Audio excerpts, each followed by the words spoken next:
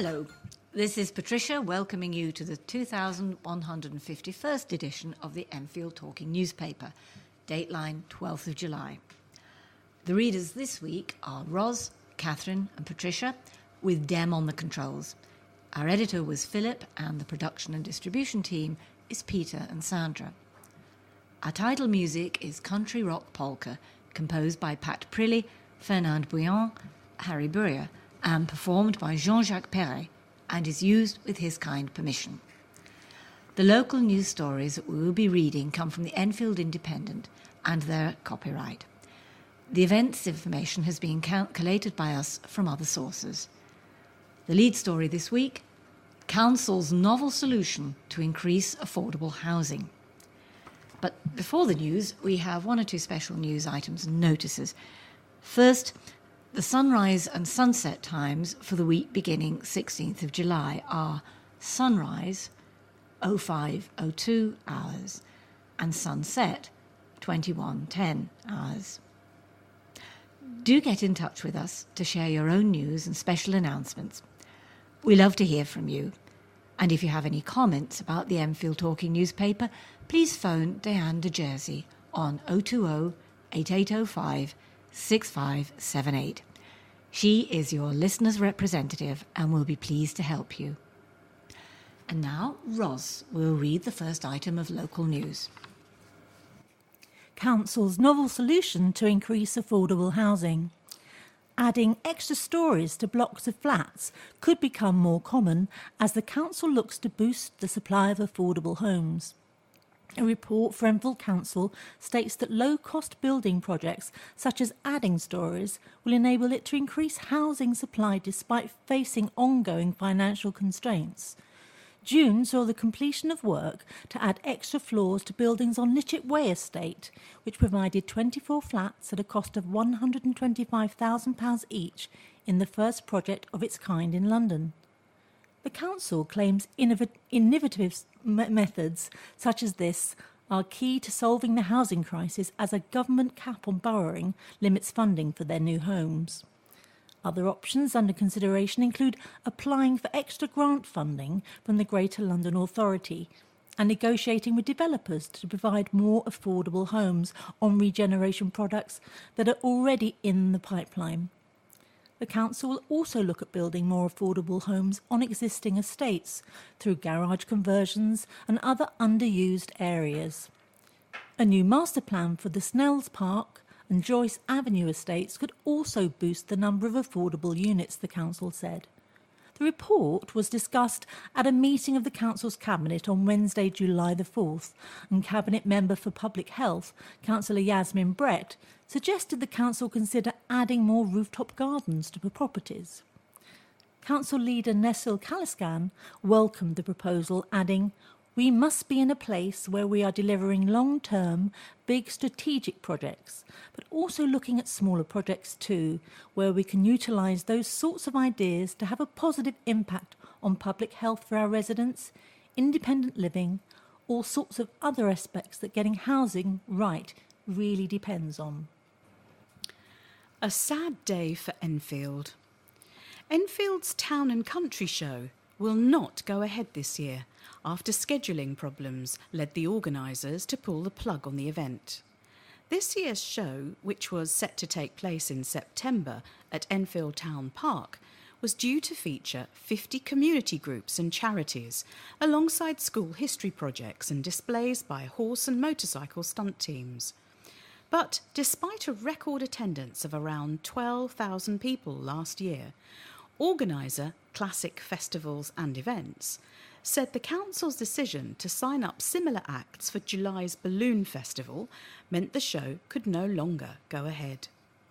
Company director Paula Edmondson said, "We are totally gutted after putting our heart and soul into the event for the last 4 years, and we are disappointed that nobody has bothered to come back to us from the council. It is an incredibly sad day for Enfield, as it will have a detrimental effect on the community." She claimed the Balloon Festival included acts that had appeared at the town show and said the council was using a picture taken from the town show to publicise the July event. When we agreed to run the Enfield Town Show 4 years ago, we had an email from the council agreeing to not allow similar events to be run in the park because of the huge costs in putting on a show, Miss Edmondson's added. Because nobody from the council will even bother to get back to us, from the chief executive to the head of events, we could not discuss any of this with them. She also said having to pay the council for every person attending the event on top of ground rent meant the project would be too risky. Councillor Joanne Laban, leader of the opposition and Conservative group, said, "I'm very disappointed that the Town and Country Show will not be held as usual in September. The show is a key part of the community calendar. The event also helps Enfield Town by attracting greater footfall to the town centre. There needs to be a rethink by the council on the scheduling of events in our parks. I believe the Labour Council's response to this situation in general has been very poor, as it should be a priority to find an organisation to make sure the show is held. There seems to be no drive by the council to make sure the town show is held this year." An Enfield Council spokesperson said, "It is regrettable that Classic Festivals, in an independent commercial company, has decided to cancel the Enfield Town Show, but we do not agree that hosting the Balloon Festival 2 months prior to the town show should have any discernible impact on attendance at either event. The relaxed country feel, featuring animals, food and horticulture, of the town show, and the focus on the balloons and activities at the Balloon Festival are very different, and our view is that the two events are sufficiently far apart for them not to directly compete with each other, and for each to attract a significant attendance. We are happy to discuss Classic Festival's concerns, but we have always been utterly transparent with regards the events we plan to host in our parks." Council to step up street cleaning during summer. Enfield Council is to ramp up its street cleaning efforts during the summer to tackle fly tipping hotspots and other problem areas. The borough's street cleaning teams will carry out enhanced patrols at the borough's parks during the week and will be given extra resources to tackle fly tipping at the weekend. They will also carry out intense street washing of shopping centres and council housing areas. Street washing shifts will start much earlier and temporary staff will support weekend clean-up efforts, while a mobile team will work in parks during the evenings to combat littering. The council is also considering amnesty days for fly tippers, which would allow people to bring their unwanted items to collection points. The changes were discussed at a meeting of Enfield's cabinet last Wednesday. Council leader, Councillor Nezil Kaliskan, said, "This is a recognition that in the summer months our streets and parks are busier, and we are committed to keeping these open spaces clean and tidy. We can't control the weather, but we can put efforts into making open spaces as tidy as possible." Councillor Kaliskan added that it would help residents to feel comfortable and safe. The enhanced street cleaning will be in place by the end of July. If successful, it could be extended.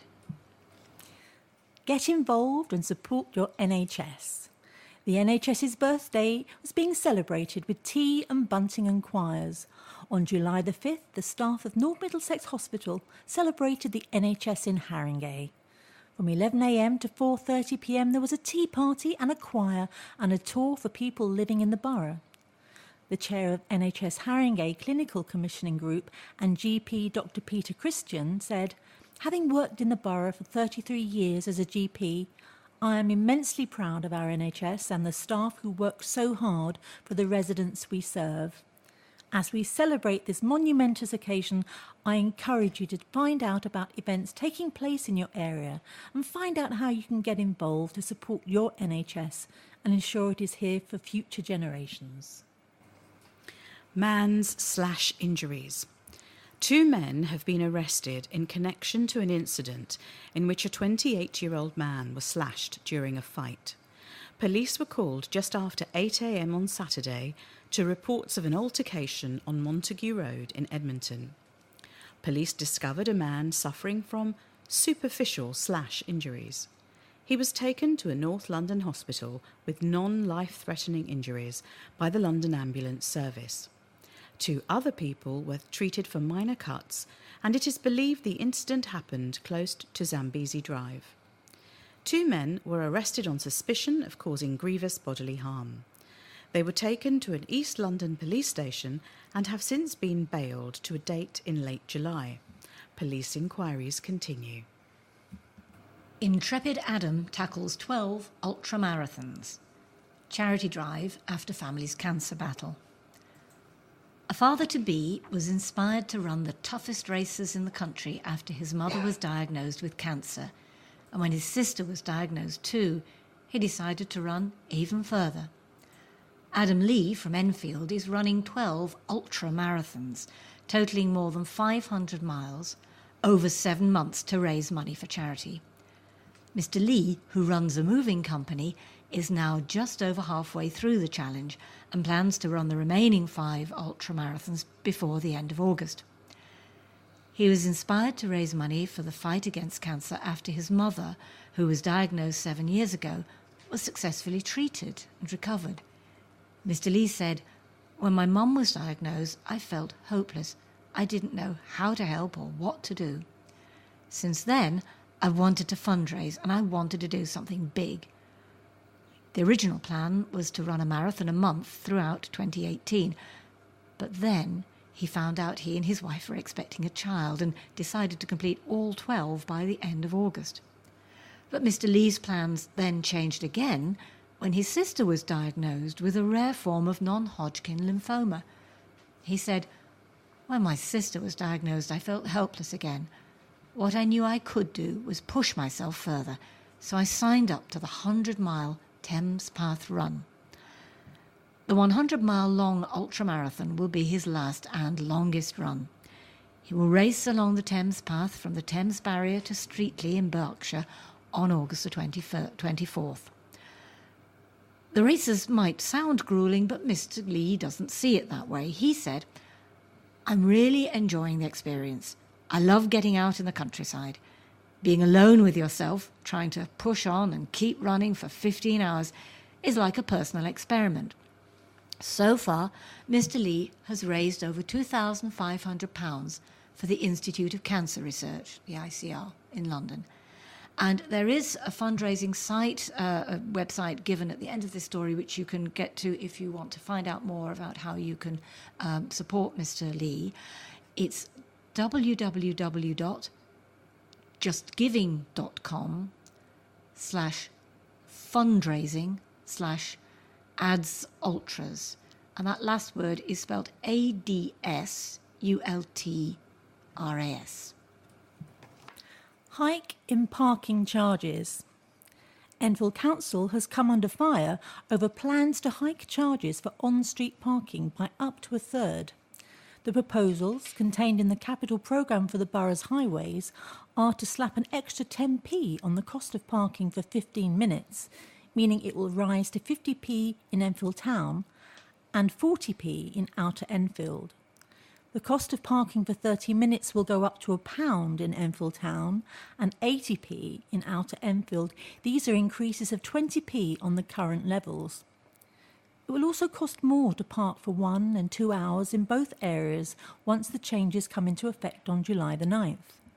The council hopes the measures will encourage a higher turnover of parking spaces so they can be used by other people. But Conservative opposition leader Councillor Joanne Laban accused the council of punishing high streets and town centres. She said the new Labour administration has only been in power 5 minutes and it's hiking the cost of parking. Enfield Council needs to get its priorities right and stop wasting money on hiring a political assistant and start supporting our high streets and town centres by reversing this decision. Parking is a major factor when people choose their shopping destination, and hiking the prices will make it less attractive for families to shop in Enfield. Enfield Town in particular is already struggling with empty shops, and this decision will be a kick in the teeth to our hard-working local retailers. According to the council's report, surveys showed many of the borough's parking bays have high rates of occupancy throughout the day, and this can lead to congestion and poorer air quality caused by vehicles waiting for those spaces to become available. And it can have an impact on businesses wanting it to encourage a higher customer turnover. Tariffs for off-street parking will also increase up to 60% in Enfield Town. The cost to the council of changing tariff boards and adding extra signs will run to more than £42,000. An Enfield Council spokesperson said, "The council last increased on and off-street parking charges 7 years ago, so this year parking charges will rise by 20 to 30p per hour in off-street parking and 50p per hour for on-street, a small rise that we consider to be appropriate and proportional. The tariffs have been developed to ensure a sufficient turnover of spaces so that some free spaces are always available at most times, but we want to encourage more use of off-street parking and for those residents that can, to choose other forms of transport, such as walking, cycling or public transport to access our town centres." 91-year-old's wish comes true. A care home hit the right notes at an opera evening. Celebrations were in full swing at Care UK's Elizabeth Lodge in Pennington Drive, Enfield. The Care team organised a live screening of Puccini's Madame Butterfly from Glyndebourne Opera House to make one resident's wish come true.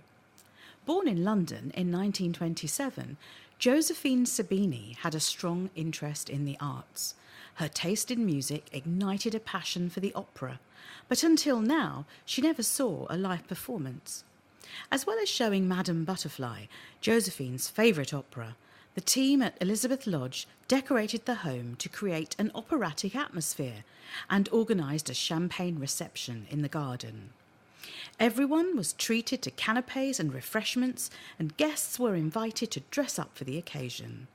Home manager at Elizabeth Lodge, Michelle Sampang, said, "We love to go the extra mile for the residents here, and we were delighted to make Jo's wish come true. She has always been passionate about music, so it was fantastic to show her favourite opera live. It was brilliant to see so many of our guests and residents dressing up for the occasion, and we hope that everyone enjoyed themselves as much as we did.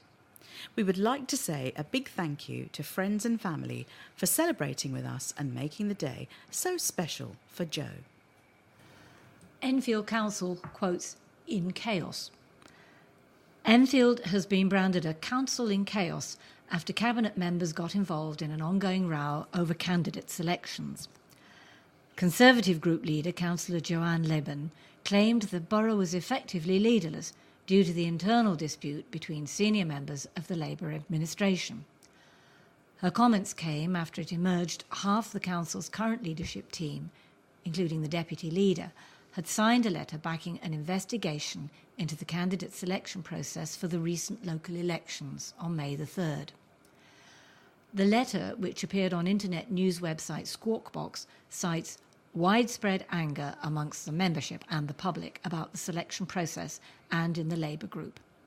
Councillor Liban said, "Whilst the Labour administration is at war with itself, there is no one doing the day job of running our borough.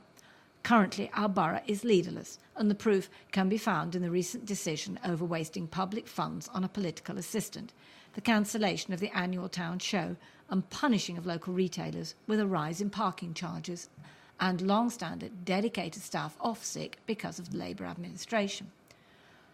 The leader and the cabinet need to resign, and fresh elections should be held within the Labour group so we can have an administration fit for office." Labour members sounded the alarm over rule breaches and irregularities in the candidate selection process, including certain candidates failing to meet selection criteria and not being asked mandatory questions shortly after the elections. They called on Labour's National Executive Committee, NEC, to investigate the process, including the role played by local campaign forum secretary Councillor Nezil Kaliskan, who is now council leader.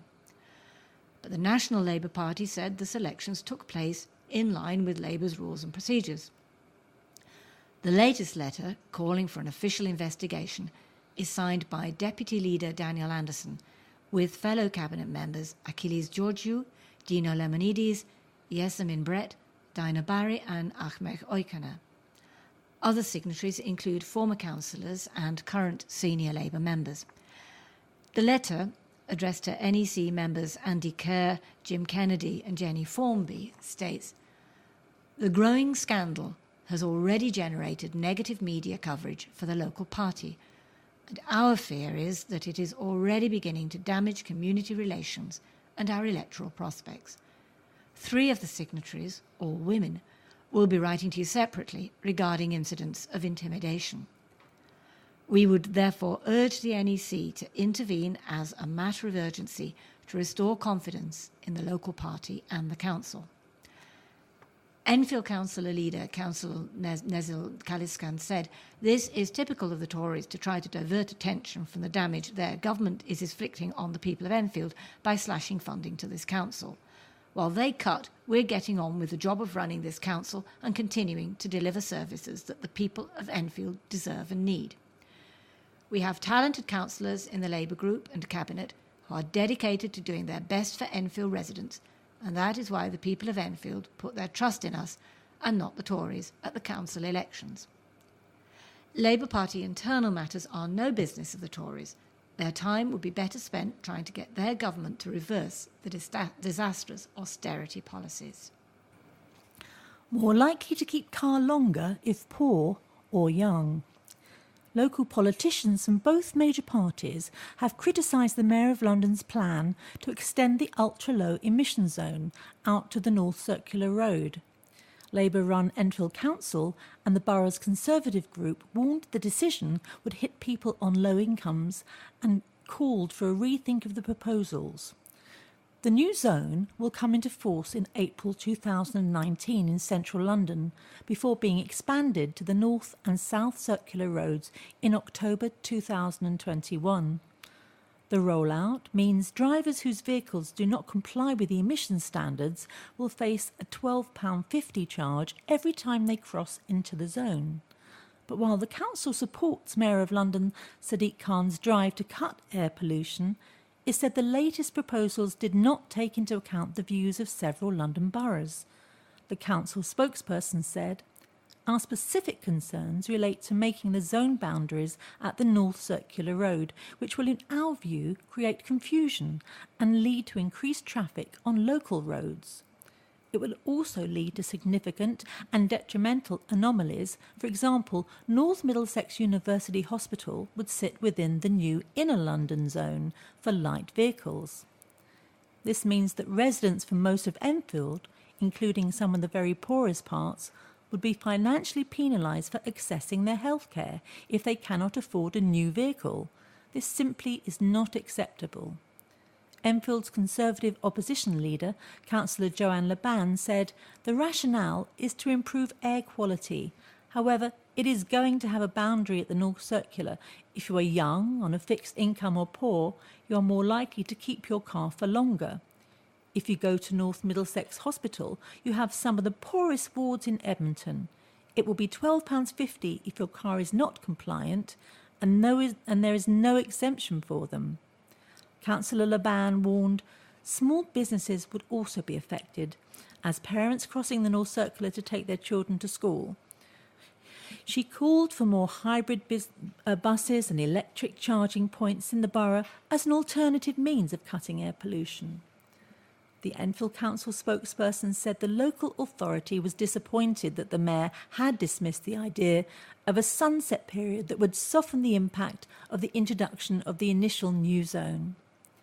A spokesperson for the Mayor of London said, "An unexpanded ultra-low emission zone is in conjunction with tighter standards across the whole of London for buses, coaches and lorries will help transform the air that millions of Londoners breathe. It's a shameful fact that air pollution is a public health crisis which shortens life expectancy, damages children's lung development and worsens chronic illness.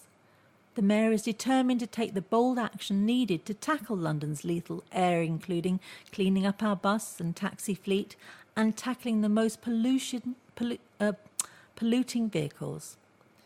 Some motorists and small businesses will understandably need help switching to greener transport options ahead of the expansion, but this is why City Hall is urging ministers to deliver urgently a diesel scrappage scheme to get the dirtiest cars off our roads and offer drivers and businesses a fast, fair deal. That tree was there for all of my life. A residents' group has accused the council of putting developers before the environment after the felling of a centuries-old oak tree.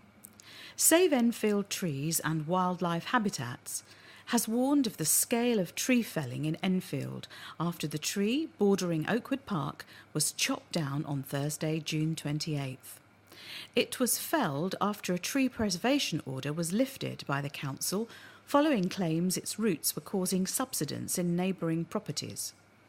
Jane Buckland, who lives in Enfield Town and founded Save Enfield Trees, said, "When that tree came down, a lady who rang me about it was actually crying, and I cried with her. That tree was there all my life. The trees are part of our environment. Somebody on the council has given permission to take down a very mature oak tree on private land. You do not hear of that here. You shouldn't hear of it." She drew attention to the number of other animals that live in oak trees and form part of the ecosystem, adding, "That tree would have held about 400 species. Enfield has one of the highest rates of tree felling in the country." Ms Buckland claimed other boroughs such as Camden were able to preserve trees when carrying out development work. She said, "If you maintain trees, they are fine. We inherit those trees from previous generations and they are important. I'm quite fearful for the look of the borough." Ms Buckland said the council had responded to her inquiries, telling her the tree was felled after causing subsidence issues in neighbouring properties for several years. Insurers had previously installed a root barrier and hydration trench across the gardens to try and retain the tree, but these measures had not been successful.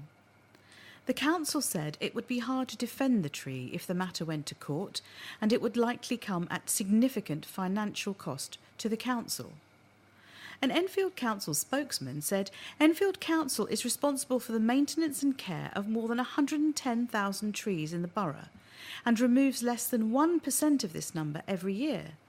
In the vast majority of cases, trees are removed because they are diseased, dangerous or dying.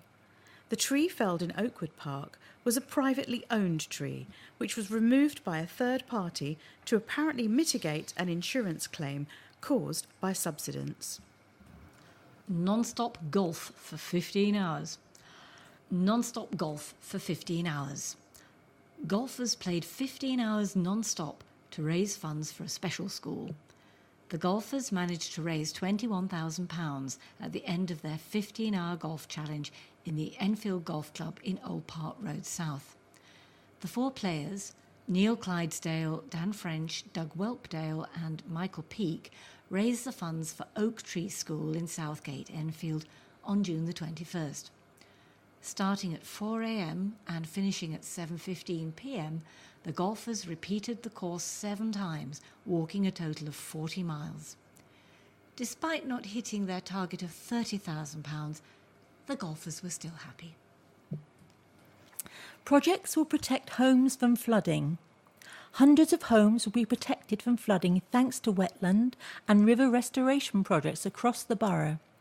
Enfield Council has secured more than £1 million to carry out work in 3 areas, Broomfield Park, Town Park and Albany Park, that will reduce the risk of floods and improve environment for people and their wildlife. Under the schemes, Turkey Brook will be widened and diverted into Albany Park, enhancing the wildlife habitats and reducing the flood risks for more than 200 properties. Other locations will see the creation of combined wetland and flood storage areas, cutting the risk of flooding for around 200 more properties in Enfield Town. The work is needed because the geography of the borough increases the risk of flooding in certain areas, particularly in the Lee Valley area. The council has secured £900,000 from the government and the Greater London Authority to support these projects, and they will be carried out over the next 18 months. Supermarket's gift to hospital radio station. A radio station received a gift of £1,000 for equipment while its studio is refurbished. The Royal Free Radio's grant from Tesco's Bags of Help comes after building work forced the radio station to leave Chase Farm Hospital on the Ridgeway, Enfield. Howard, a volunteer with the radio since the service began in 1970, said, "We have broadcast to local hospitals for over 47 years. Some of our studio equipment is 20 years old and it's becoming unreliable. Thanks to the funding, we can continue broadcasting 24 hours a day, 7 days a week, while the new studios are fitted out, and then make the switch with no disruption." The radio broadcasts to Chase Farm, North Middlesex and Royal Free Hospitals. Howard is just one of 30 volunteers.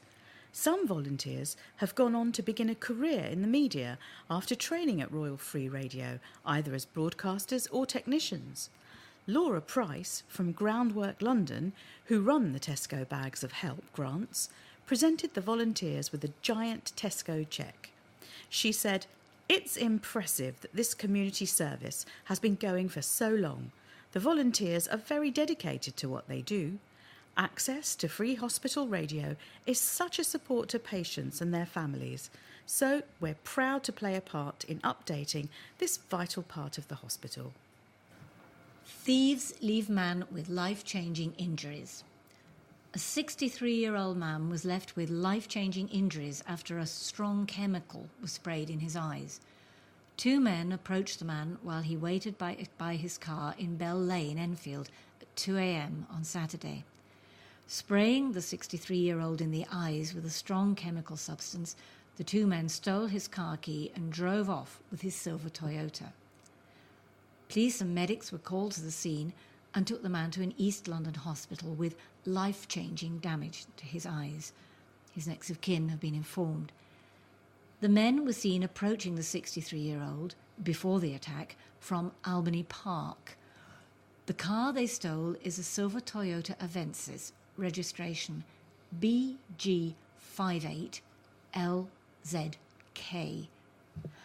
Lead investigating officer DC James Rush said, "This was a vicious robbery, all the more appalling because of the brazen use of a strong chemical to rob the victim. I would ask for anyone who was in Albany Park or the surrounding area at the time of this incident to contact police. Even if you didn't witness the incident itself but were in the area, you may have seen something that could prove vital to this investigation. Anyone with information should contact police on 101 and quote the reference 996/07JUL18. Cycling is not just for the fit and the brave. Enfield's pioneering scheme to promote cycling in the borough has scooped an award from a London-wide cycling charity. The first stage of the initiative, covering the A105, was named the best new cycling project at the London Cycling Awards at the Livery Hall in Guildhall on June the 20th. Cycle Enfield, dubbed Mini Holland, saw off stiff competition from organisations such as Hackney Council and Transport for London to win the prize, which was awarded by London Cycling Campaign. Council leader Councillor Nestle Caliscan said, "For the London Cycling Campaign to issue this award for our very first major project is a real endorsement of the work we're doing. We're creating an environment where cycling is not just for the fit and the brave, but a real choice for many people in our community who are travelling locally. Cycle Enfield will help transform our town centres, improve our transport infrastructure and reduce congestion and pollution by encouraging people to leave their cars at home." The 42 million Cycle Enfield scheme will eventually see a network of cycling routes stretching across the borough. It was awarded £30 million of funding from Transport for London and aims to encourage people to take up healthier modes of transport. The council has launched a photo competition for people using the cycle lanes during this coming summer. Beware of the shrub. Students won prizes at a horticultural show for a garden designed to keep out burglars. Capel Manor College took part in the RHS Hampton Court Flower Show from July the 3rd to July the 8th. The college has worked with the Metropolitan Police for many years and won a silver medal for its Secured by Design garden at its centre in Balsmore Lane, Enfield. Created as part of the Secured by Design initiative, crime prevention measures include a pergola with rotating bars to prevent climbing and green screens instead of fencing, as well as prickly plants and gravel close to the house. The plants used in the garden will be relocated to 2 community groups and a primary school in a deprived area of London. The college's floristry business, Manor Flowers, exhibited at the show for the very first time and won a silver gilt medal for their floral spider's web design. The freestanding design includes a combination of white flowers such as orchids and kalenko with trailing vines, succulents and other foliage. The web is made of small wooden log slices and fresh flowers and features a handmade spider. Principal Malcolm Goodwin said, "Creating exhibitions at the prestigious RHS Hampton Court Flower Show is another example of how our students are presented with fantastic opportunities to develop their skills and have fun while studying. We encourage students to get involved from the initial idea phase to the creation of exhibitions, as this real-world experience is invaluable for preparation to work or higher study." Nassim beats 3 fighters to take gold. A 17-year-old who got into boxing to keep off the streets triumphed in a knockout competition. Nassim Mayar, 17, of Hedge Hill, Enfield, beat 3 fighters over 3 days in Alexandra Palace in Muswell Hill. The teenager, representing Hoddesdon Boxing Club in Burford Street, Hoddesdon, won gold at the Haringey Cup boxing tournament. His father, Lucky Mayar, says he encouraged Nassim to take up boxing to keep him out of trouble. The 44-year-old said, "I'm very proud every time he steps into the ring."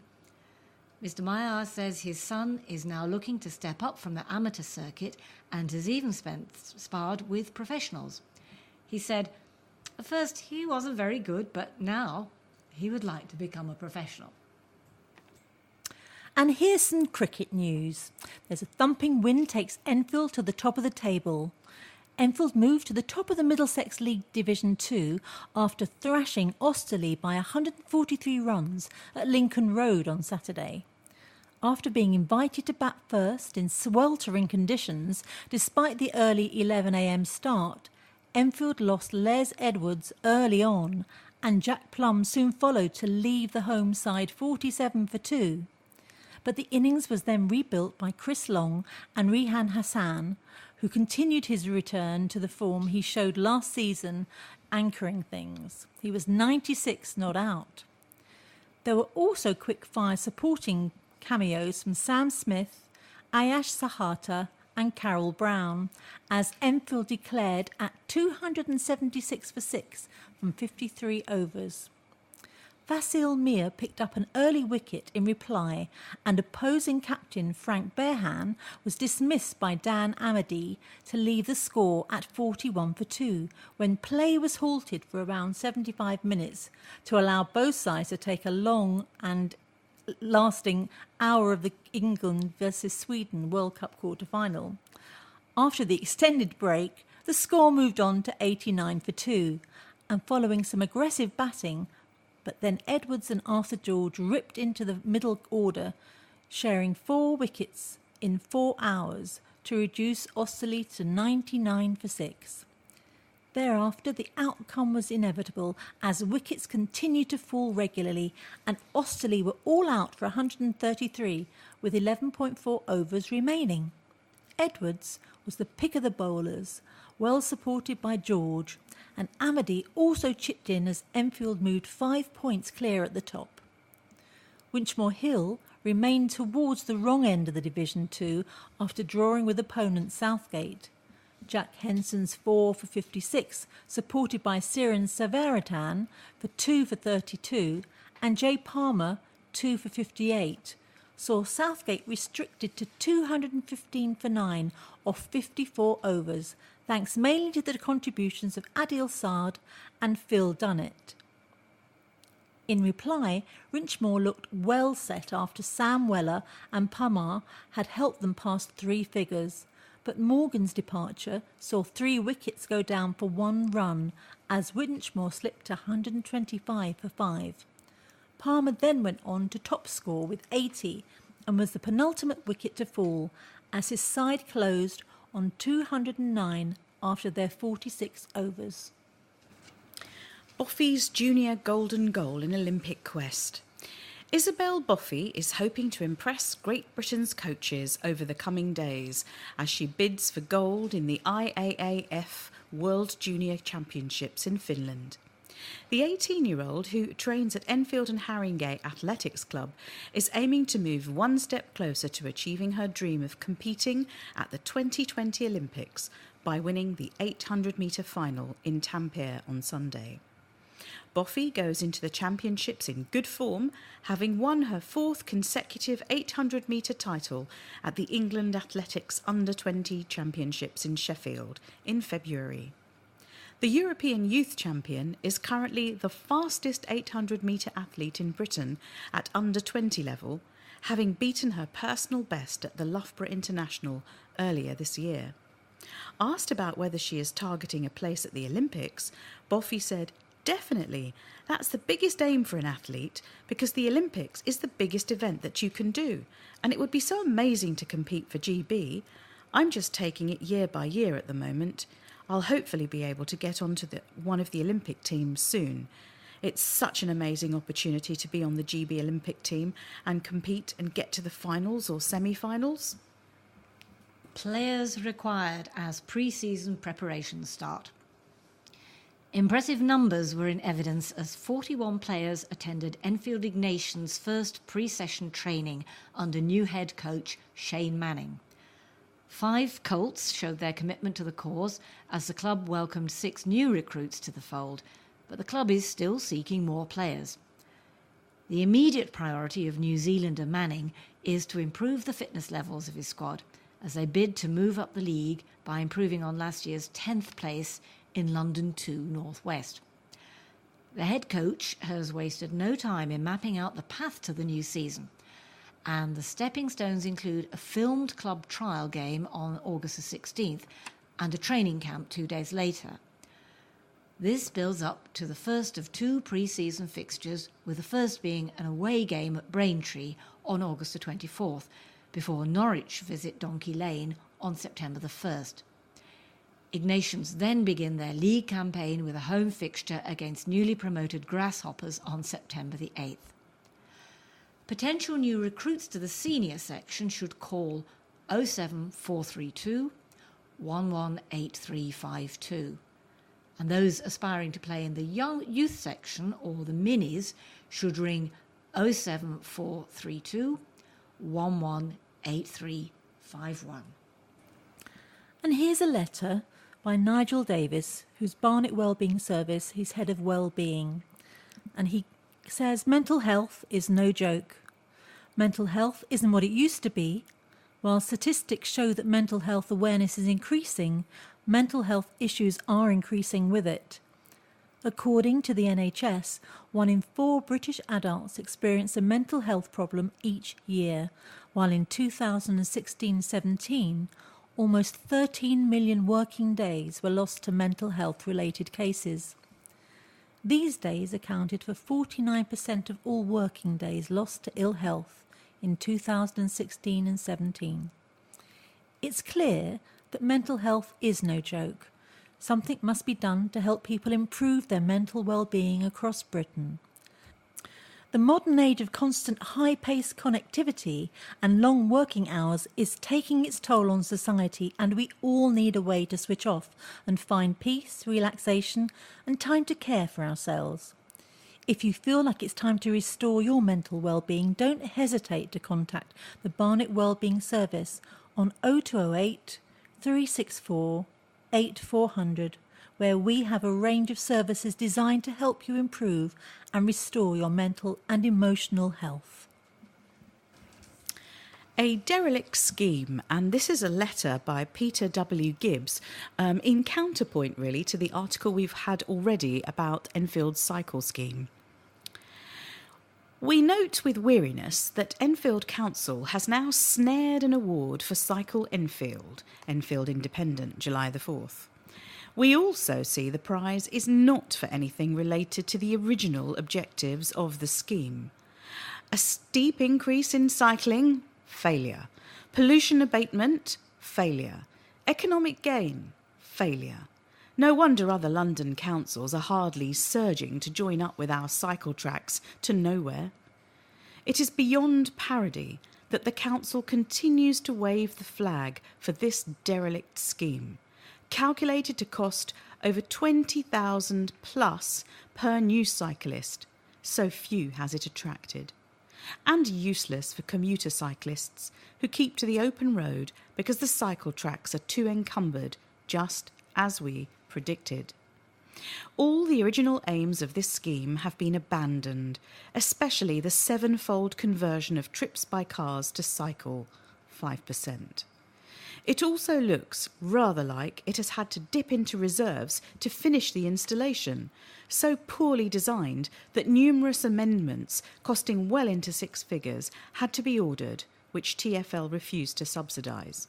Small wonder Enfield Council remains opaque about the value for money derived from this scheme and the high maintenance costs of the tracks into the future.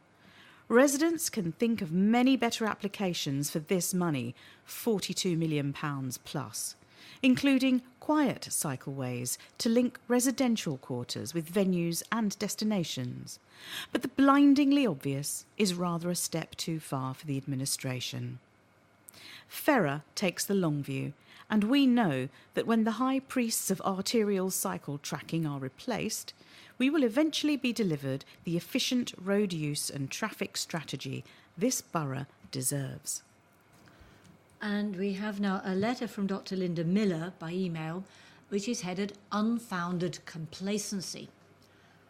And Dr. Miller writes, David Hughes writes to tell us that he believes we can be sure that in making a proposal to build on the Gennetin Road car park, Enfield Council will have thought through the transport issues, and reassures us that he accepts and approves the need for people with mobility problems to travel by car, but their parking needs can easily be met. Gennetin Road car park is the most popular and fully accessible car park we have, with multiple spaces marked out for disabled and elderly drivers. Mr. Hughes appears to have forgotten that in addition to the loss of Gennetin Road car park, the current Cycle Enfield plans for Enfield Town will see all on-street parking banned. So, this Enfield Council that has thought through the transport issues and has presumably worked out how to easily meet the parking needs of those with mobility problems, is that the same Enfield Council that didn't know how many blue badge holders parked daily on the 3 main roads in Enfield Town, London Road, Cecil Road, Church Street, the town?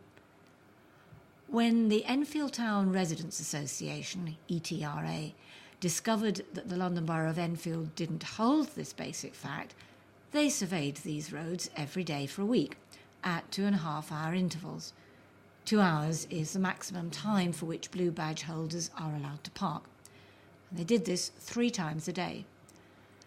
They found that around 15 blue badge holders are parked at any one time, a conservative total of around 45 blue badge holders per day.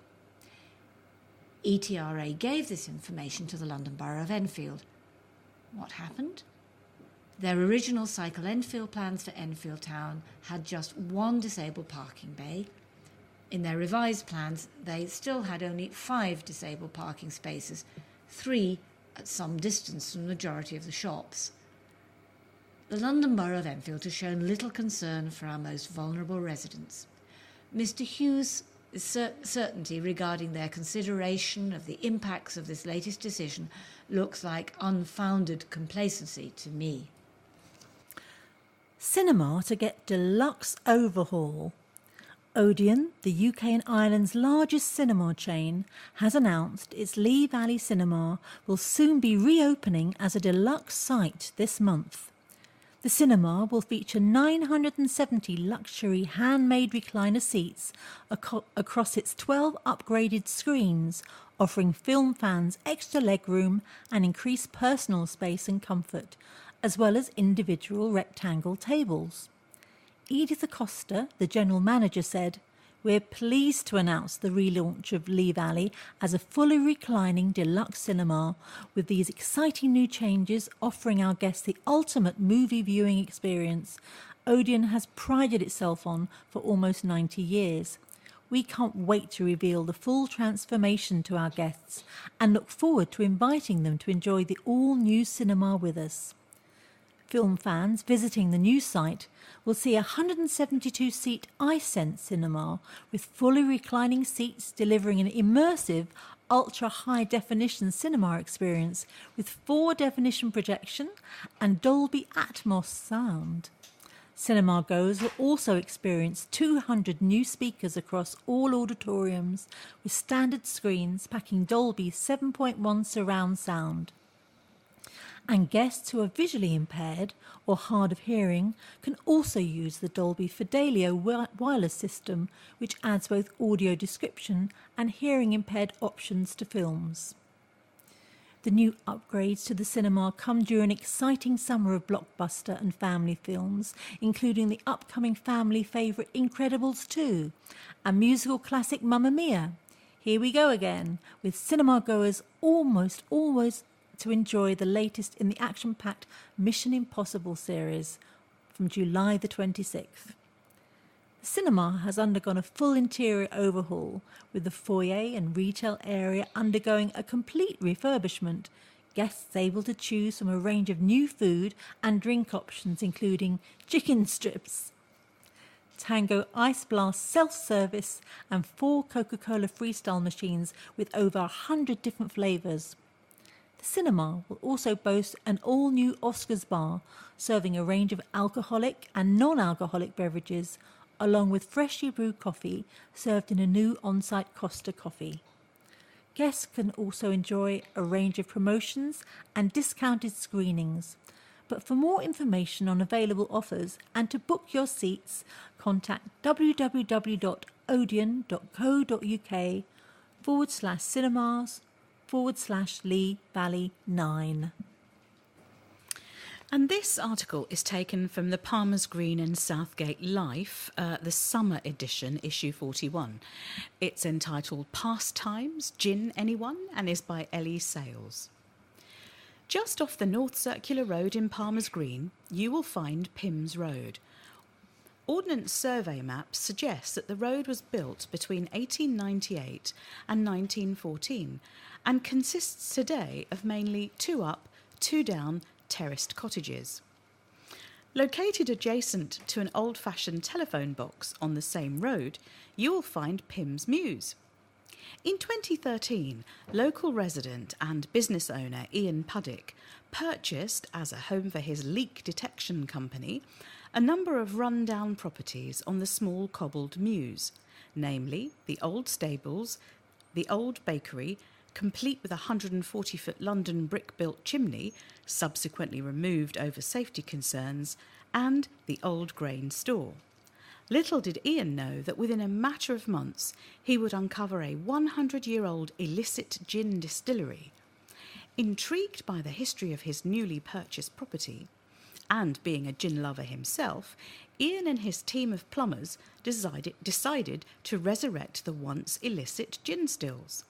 He tracked down the descendants of the distillery company, who gave him a vague recipe using only 4 botanicals, juniper in particular. Most gins have between 12 and 50 botanicals, which he has since refined to produce his very own dry London gin. Some 5 years later, Ian's gin has won 2 Tasting Excellence Awards and is stocked in Harrods, Fortnum & Mason and Selfridges. Today, the gin distillery is open Monday to Friday between 9 a.m. and 5 p.m. to visit and buy gin, and they also sell online. The gin distillery opens up on the last Saturday evening of every month as pop-up bar Gin Palace in Palmer's Green. Pop along to try it for yourself. But London's fascination with gin goes back much further than Ian's distillery. In the mid-18th century, gin started out as a medicine. It was thought it could be a cure for gout and indigestion, but most attractive of all, it was cheap. In London alone, there were more than 7,000 dram shops, and 10 million gallons of gin were being distilled annually in the capital.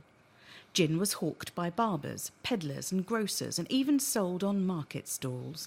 It became the poor man's drink, and some workers were given gin as part of their wages. Duty paid on gin was 2p a gallon, as opposed to 4 shillings and 9p on strong beer. Gin rendered men impotent and women sterile. Gin was known as mother's ruin, due to the effects of gin on the family, and was a major reason why the birth rate in London at this time was exceeded by the death rate. The government became alarmed when it found that the average Londoner drank 14 gallons of spirit each year. They decided that the tax must be raised on gin, but this put many reputable sellers out of business. Overnight, gin sales went underground. Dealers, pushers and runners sold their illegal hooch in what became a black market. Much of the gin was drunk by women. Consequently, the children were neglected and daughters sold into prostitution. It led Londoners to the debtors' prison or the gallows, ruined them, drove them to madness, suicide and death, but it kept them warm in winter and allayed the terrible hunger pangs of the poorest. In 1736, a Gin Act was passed which forbade anyone to sell distilled spirituous liquor without first taking out a licence costing £50. In the 7 years following 1736, only 3 £50 licences were taken out, yet the gallons of gin kept coming. The horror of the situation in London was portrayed in a print by Hogarth called Gin Lane. This shows a drunken woman with ulcerated legs taking snuff as her baby falls into the gin vault below. Once again, the government was forced into action. A new Gin Act was passed which raised duty on the drink and forbade distillers, grocers, chandlers, jails and workhouses from selling gin. Consumption fell dramatically through the rest of the 18th century.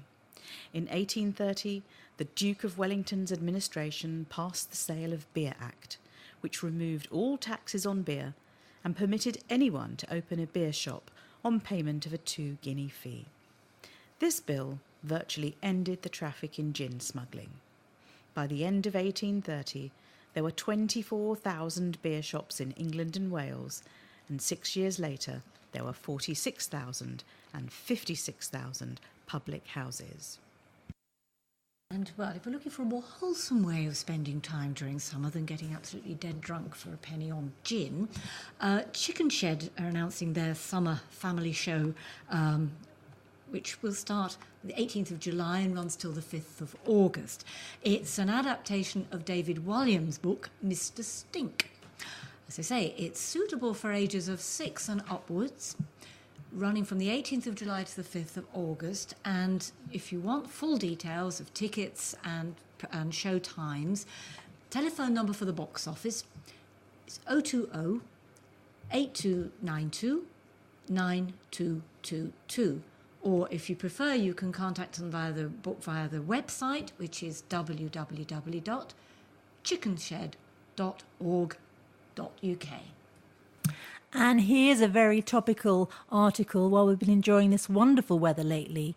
It's tips on how to get a good night's sleep in hot weather. The arrival of summer means long lunch breaks in the park, barbecues with friends, balmy evenings in pub gardens. The only downside to the good weather? Well, that's sticky, restless and warm nights that leave you tossing and turning in the early hours. We spoke to independent sleep expert Dr. Neil Stanley to find some top tips for getting to sleep during the warmer months. Option 1, you may want to opt for cotton. When it comes to summer nightwear, Breathability is key. Dr. Stanley says wearing cotton pyjamas makes it easier for the skin to breathe and the air to circulate compared to any other fabrics such as silk or synthetic fibres. This in turn helps keep you cooler and far more comfortable.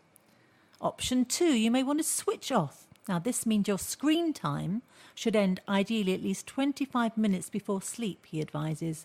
Blue light is known to suppress the release of melatonin, which is the body's signal that it's time for sleep. Therefore, using screens before bed will disrupt sleep. Option 3 is to stay hydrated. Now, unsurprisingly, drinking lots of cold water can help to keep your body cool, but drinking plenty of water throughout the day is advisable for many other reasons. Sleep is just one of those, Dr. Stanley says. It's worth taking a large glass of water to bed with you, but be careful not to drink too much before you go to sleep to avoid those back and forth trips to the loo. And option 4, don't overeat. Now, for many of us, summertime means barbecues and ice cream, as I've said. Delicious though they may be, they are not a recipe for good night's sleep. Heavy meals are out of the question when it comes to cooling down the body, he says. Eating a meal that's rich in carbohydrates means that your body will take longer to digest them, creating a higher internal temperature. So try sticking to salads and fruits and other lighter options instead. Number 5, repurpose a winter staple.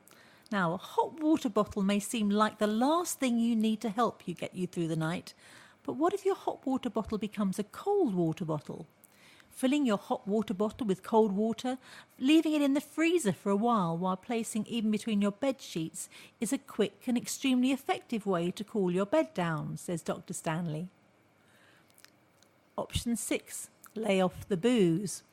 Dr. Stanley warns alcohol can leave you feeling dehydrated, which exacerbates many of the worst elements of overheating. Limiting your alcohol intake, and particularly not consuming alcohol right before bedtime, are important to ensuring you can get a good night's sleep. And finally, option 7, keep it natural. Now, if you're still struggling to settle down and get that fine night's sleep, you might find it beneficial to look at natural remedies to help you unwind before sleep, he adds. Try lavender drops on the pillow or a herbal sleep aid. Well, we've reached the end of our programme for this week. Thank you for listening. So from the team of Roz, Katherin, Patricia and Dem on the controls, it's bye-bye. Please remember to turn over the address label in your postal packet and put the memory stick into the packet in a closed position and return it to us as soon as possible in readiness for the next edition.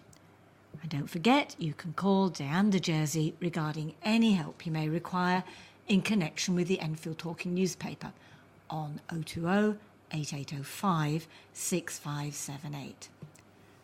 Coming up next, the latest news and information for the Greater London area from InfoSound. The Enfield Talking newspaper will be with you again in 1 week's time.